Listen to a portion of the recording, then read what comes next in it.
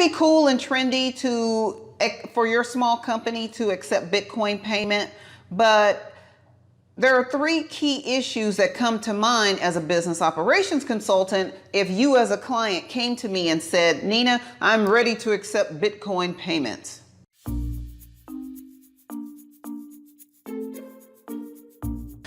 The first thing is, as a small business owner, you may not have the knowledge needed to safely accept Bitcoin. Based on what I've read, you're going to need some type of wallet to store the cryptocurrency payment.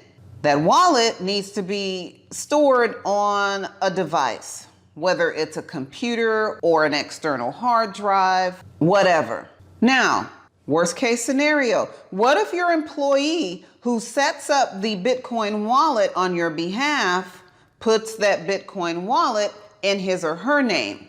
And before you say that may not happen, oh, Nina, that can never happen. I have been the consultant for several companies whose employees put accounts in their names. The business owner tells them to set it up, but the employee puts the accounts in their names. So I can see that happening in a small business, especially if it's a small business where the business owner is a hands-off type of manager. A computer that stores the Bitcoin wallet. You know, there are all the stories on the news about individuals who forget that they have a Bitcoin full of money on a computer that they toss out. And who do you go to if you have a problem related to that Bitcoin wallet? Is there a toll-free number that you call or someone who can help you if you have any problems getting into your wallet? If you have any problems with the computer that crashes, you know, how do you get to that Bitcoin wallet if you choose to store it on a computer? Let's talk security.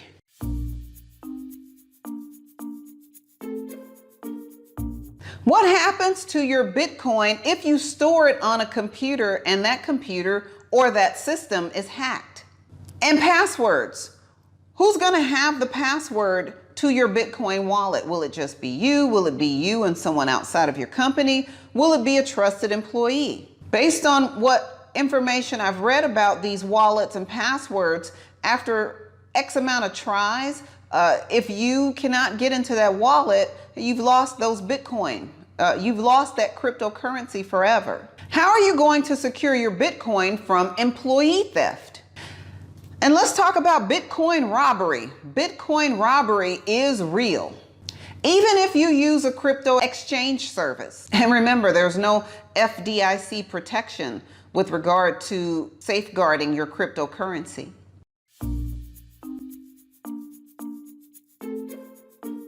Let's talk about regulatory and tax implications when your company accepts cryptocurrency. How is your bookkeeper going to enter a cryptocurrency transaction? Do you, as a business owner, and your CPA understand the tax implications as it relates to accepting cryptocurrency? The laws that govern cryptocurrency are continuing to change with the industry, and are you able to keep up with those types of regulations? The ease of converting cryptocurrency to fiat currency.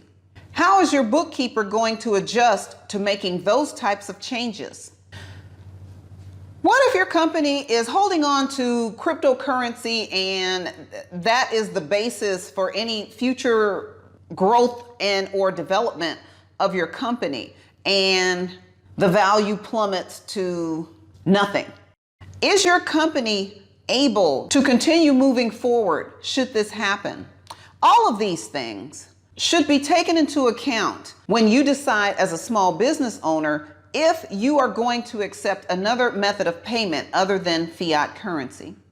But at the end of the day, it's up to you to ask these two questions. 1, is your company prepared to accept cryptocurrency as a payment? And 2, does it make sense? Here are 5 steps I recommend your company do before accepting Bitcoin or any other cryptocurrency payment. This video is not intended to be an all-inclusive reference as to what your company should do as it relates to accepting cryptocurrency payments. This video is just a start of what your company should do prior to accepting its first cryptocurrency payment. do your own research. And when I say do your own research, I'm not talking about calling an entity that can help you invest in Bitcoin. I'm talking about companies whose sole purpose or whose primary purpose is to help companies transition into accepting cryptocurrency payments as a whole. If you're really serious about accepting cryptocurrency payments, I highly recommend your company hiring experts in computer security as it relates to cryptocurrency. Also, you should consider reaching out to CPAs who have experience in documenting cryptocurrency payments and transitioning cryptocurrency payments into fiat currency. Hire those consultants or those companies that can actually help you make that big move and start accepting cryptocurrency. You should also document all of your processes as it relates to cryptocurrency.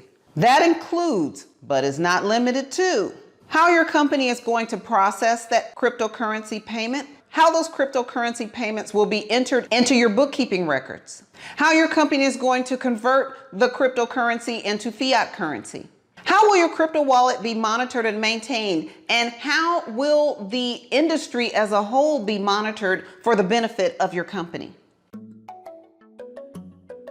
Create a unique cryptocurrency policy as it relates to how you will determine as a business owner who will have access to that cryptocurrency wallet password, and don't deviate from that. How will you select the password? Who is the person, who is the entity that will ensure that your cryptocurrency wallet is owned by your company? How will ownership of that cryptocurrency wallet be confirmed? Who can change the information in your company's cryptocurrency wallet?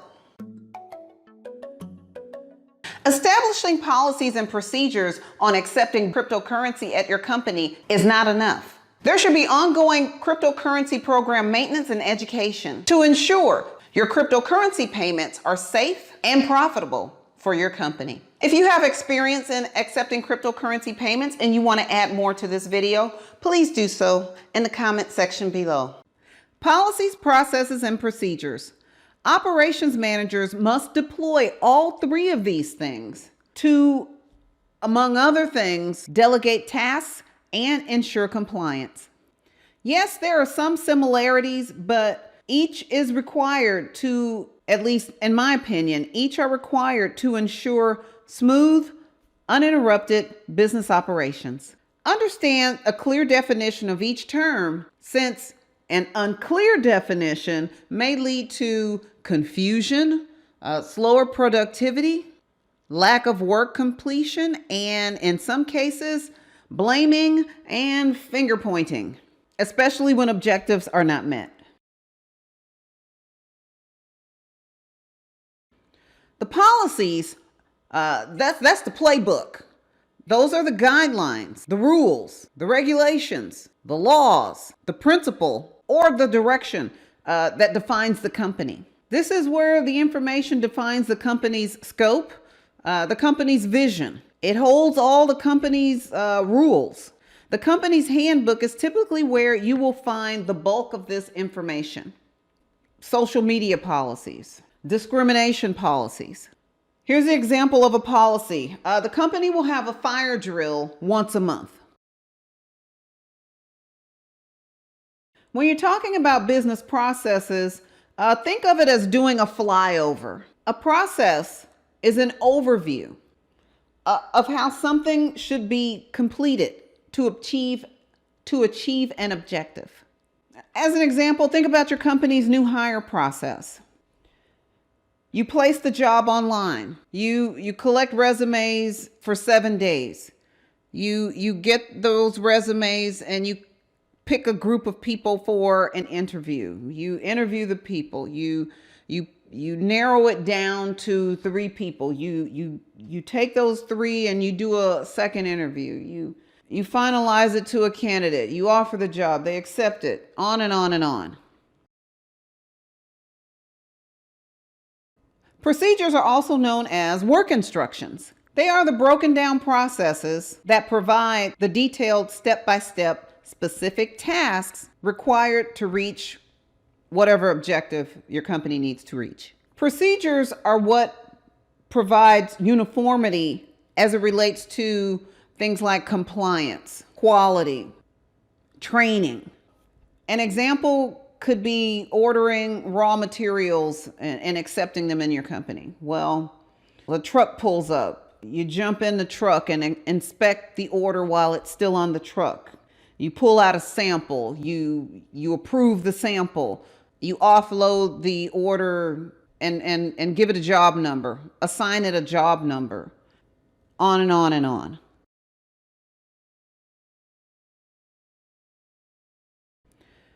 When things don't go right, the first thing that happens is some employee is receiving some sort of disciplinary action. I advise operations managers to take a good hard look at the company's current documented policies, processes, and procedures. What's that you say? You don't have any? Well, if you don't have any now, I think it's a good idea to start developing them and documenting them and educate your employees. Again, keep in mind that these are my definitions. They may not be your definitions. There are some people that don't think that policies, processes, and procedures matter at all because they say that they're the same. In my opinion, they're not. Established policies, processes, and procedures can be the difference between a smooth running operation and one that fumbles regularly. Please use the comment section to add your own definitions of policies, processes, and procedures, or let me know if you don't think that they're necessary. Thanks for watching. If you want to know more about business operations, business management, human resources, and other topics related to running a business, click on one of those play links. Click on one of these click on the playlist. One eternity later. Click on one of these playlists. Thanks for watching. And don't forget to subscribe.